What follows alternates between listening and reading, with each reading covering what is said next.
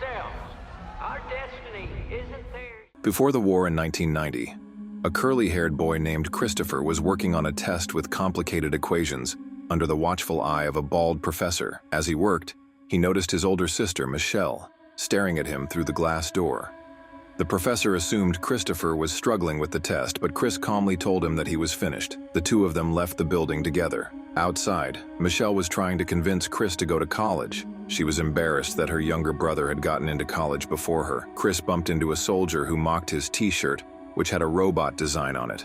The soldier warned Chris that he should join humanity because war was coming. Unbothered, Chris and Michelle continued walking, with Michelle still encouraging him to join college. She told him he was smart enough to change the world. On TV, Madeline Vance was interviewing Ethan Skate, a bald scientist and founder of Sentry Technology. Vance asked if Skate had ever owned any robots, to which Skate responded that he never trusted them. The TV then showed the history of robots. Initially introduced in 1955 at Disney Park, robots became an essential part of human life, taking over tasks that humans couldn't do and working non-stop.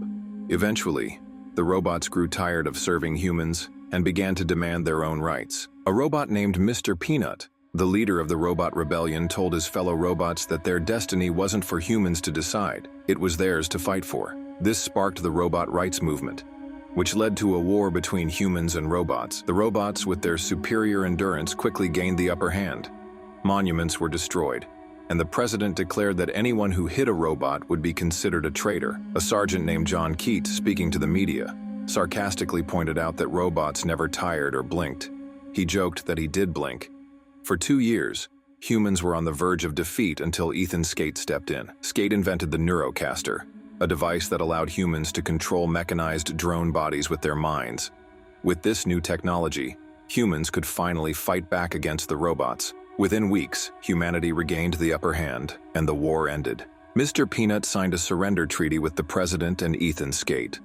The robots were confined to a desert area in Detroit, and the Neurocaster became available for the general public, allowing them to enjoy vacations and work at the same time. After the war, Michelle was trying to break a lock that was chained to her ankle when her foster father entered her room without knocking. He wanted her to participate in extracurricular activities because child services provided extra funds for that. Michelle ignored him, got out of her room, and left for school. Her foster father's robot, managing the household while his human brain enjoyed a vacation in Las Vegas, was the one who took care of things at home. Michelle rode her bicycle to school. During class, the teacher ordered the students to put on their Neurocasters. Michelle didn't want to wear the device, as she preferred to live in the real world. The principal soon summoned her to his office and told her that Neurocasters were mandatory for students in grades 9 and above. He wanted to contact her parents, but of course, they were already dead. Michelle remembered a moment at the beach where she had taught Chris how to stay calm. Later, Michelle returned to her foster father's house. That night, while she slept, she had a nightmare about the car accident that had killed her family. She woke up hearing strange sounds outside. When she went to investigate, she found a robot staring at her. Panicked, she tried to wake up her foster father, but the robot entered the house. She hid under the bed while the robot searched for her. When it finally found her, the robot tried to communicate.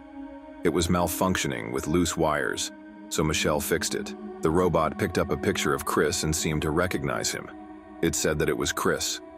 Michelle got angry and kicked the robot, snatching the picture from its hands. Just then, Ted, her foster father, arrived and started yelling at her for bringing a robot inside. Chris, now in robot form, knocked Ted down with a powerful shove. Ted was about to call the police, but Michelle knocked him out with a taser. She took the robot, Chris, and left in Ted's car. They drove to a junkyard where they rested for a while. However, the car was no longer usable since the tires were destroyed. Michelle asked Chris how this all happened, and Chris explained that he was still alive. He gave her a clue. He was inside a facility owned by Sentry Technology. Chris told her that the person who knew about him was a doctor with glasses. Michelle recognized the doctor from the day of the accident. Chris mentioned that the doctor was in the exclusion zone, a dangerous area.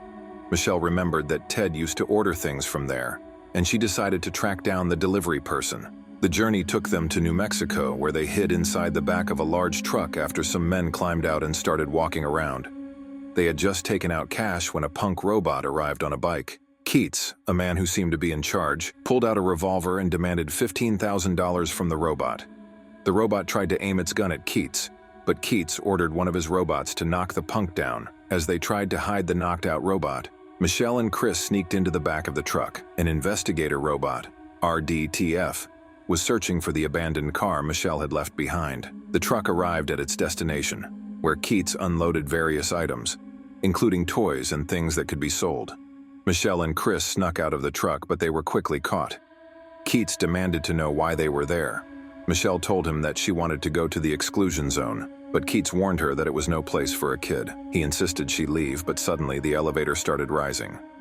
Keats signaled to his robot and Chris to hide while he tried to make up a story for Michelle. The investigator bot, RDTF, arrived and introduced himself. Keats attempted to calm the situation but then tried to distract the robot. A fight broke out between Keats' robot and the investigator. But the investigator, an ex-soldier, was too skilled. He countered every attack, and just as he was about to destroy Chris and Keats, Michelle distracted him by turning off the lights. Keats tried to attack Marshall, but he was knocked down quickly. Then Herman, using his iron claw, pinned Marshall down and was about to escape. But Marshall wasn't a rookie. He fought back, knocking Herman down. Meanwhile, Chris and Michelle distracted Marshall, giving Michelle the chance to destroy Marshall's bot. They managed to escape, but their cave began to dissolve, and they found themselves on the other side of the exclusion zone wall. Hiding from scavenger bots, Keats revealed he had a backup plan. Herman climbed into his massive body, and Hermes, another robot, picked them all up on his shoulder and carried them in a van as they continued their journey. Keats began to ask Hermes about her personal life and shared his own story, including how he met Herman. Back at Sentry, things were going awry. Sentry's servers were crashing because Chris's consciousness had somehow escaped. Skate, in a desperate move, turned to Marshall for help and invited him. Skate told Marshall to retrieve the Chris bot, but Marshall explained that the bot had already been scheduled for termination. After some tense discussions, Marshall and Skate agreed to work together. Meanwhile, Marshall's bot recovered from the cave's debris and continued its relentless hunt. Herman and Keats eventually came across a settlement of robots, but suddenly they were bombarded with projectiles. Herman tried to run, but he was knocked down. Keats and Michelle were captured and taken to Mr. Peanut, the leader of the settlement. Michelle, desperate, told Mr. Peanut that she was looking for a doctor with glasses and explained everything about Chris. Mr. Peanut revealed that the doctor, Clark, had been banished to the wilderness because humans were not allowed to be around robots due to the peace treaty. Michelle tried to leave, ignoring Chris, but Herman stopped her, insisting they leave in the morning. That night, a cop robot appeared with a letter from Dr. Clark. The letter was meant for Chris. Dr. Clark had sent it to the cop robot, asking it to deliver it to Chris if he ever showed up. Keats decided to help Michelle, and suddenly Mr. Peanut appeared, agreeing to help as well. Together they gathered a baseball-throwing robot and set off in Mr. Peanut's car toward Dr. Clark's location. When they arrived, they were ambushed by scavenger robots. Despite the attack, they knocked on the door, and soon the lights came on. The scavenger robots were scared off by loud sounds, and Dr. Clark appeared. Chris stepped forward and handed him the letter. Dr. Clark explained that Chris's real body was in Seattle's Center campus. He then showed them a video of experiments conducted on Chris, revealing that Chris was the link between Sentry's servers and the Neurocasters. They had managed to save Chris's life, and 13 months later, Chris woke up in his real body. Dr. Clark explained that Skate had tried to wake Chris up, but when threatened with death, he instead established a tiny connection between Chris's mind and the outside world, allowing his mind to escape. Suddenly, Marshall appeared out of nowhere, and everyone hid in the dark. Mr. Peanut attacked Marshall and the group escaped. Keats ordered Michelle to hide Chris while they fought off the intruders. Despite their best efforts, Marshall knocked down Mr. Peanut, and the settlement was attacked by Sentry's bots. Dr. Clark told Michelle to run with Chris while he stayed behind to fight Marshall. Skate then appeared and killed Dr. Clark, leaving Marshall confused about his allies. Chris was taken away, and Keats and Michelle were left behind. When they returned to their settlement, they found it in ruins with many robots destroyed. At Sentry, Chris was taken for experimentation, and he was shown his real body. Marshall confronted Skate about his actions, but Skate tried to justify his cruelty. Meanwhile, the robots began to gather to fight Sentry. Clark's robots arrived to inform Michelle that she couldn't disconnect Chris from Sentry, as it would collapse the entire network. Michelle, determined to free Chris, planned to take down Sentry, and Mr. Peanut eventually agreed to lead the fight. Despite his initial reluctance, the battle began when Herman started throwing cars at Sentry's building.